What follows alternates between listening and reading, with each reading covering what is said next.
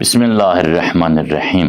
Belə bir deyim var ki, qoymadılar Həzrəti Əli əleyhissalam insanlara dini yaşayışın şirinliyini daddırsın, ilahi ədalətin gözəl dadını daddırsın, o həyat tərzini, o fəzilətli ictimai yaşayışı insanlara bəxş etsin öz imamlığı ilə, hakimiyyəti ilə. 4 il 9 ay hakimiyyətdə oldu, əksəriyyətdə müharibələrlə keçdi, imkan vermədilər. Münafiqlər, dünyapərəstlər, namərdlər, mövqeyindən istifadə edib haqqın yolunu bağlayanlar və qorxaq dostlar, vəfasız dostlar. Bunlar imkan vermədilər Həzrəti Əli əleyhissalam insanlara İslami və dünyəvi xoşbəxtliyi gətirsin. Hakimiyyət dövrü də çox az oldu, 4 il 9 ay oldu. Bu hardasa doğru sözdür, dəqiq sözdür. Amma bu Əli əleyhissalamın proqramına görə doğrudur. Biz isə, əzizlər, həm biz, həm o dövrdəki müsəlmanlar bilməliyik ki, insan öz ixtiyarı ilə doğru yolu tutmalıdır.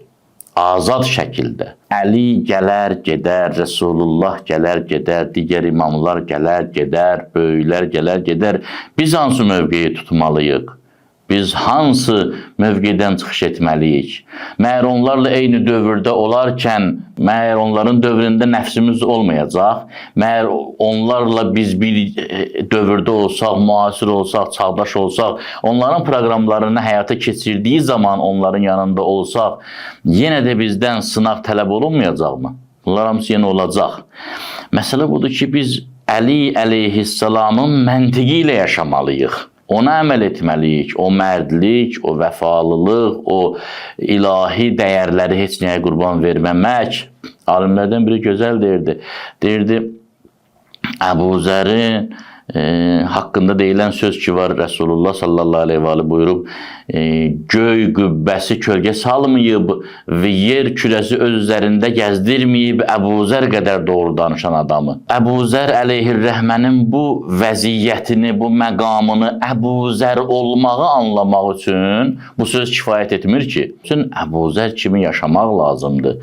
Doğru danışmağı özünə peşə etməlisən ki, doğru danışanda nələr baş verir, onlar başına gəlsin və onda sən bilərsən Əbu Zər nə deməkdir. Əli əleyhissalamın dediyi sözlər nəzəriyyə olaraq qalarsa, nə Həzrət Əlinin öz dövründə sən onunla bir yerə çata bilərsən, nə onun olmadığı dövrdə. Əsas odur ki, sən onu yaşayasan və biləsən ki, Əli əleyhissalamın şiəsi olmaq sözlə deyil, əməllə baş verir.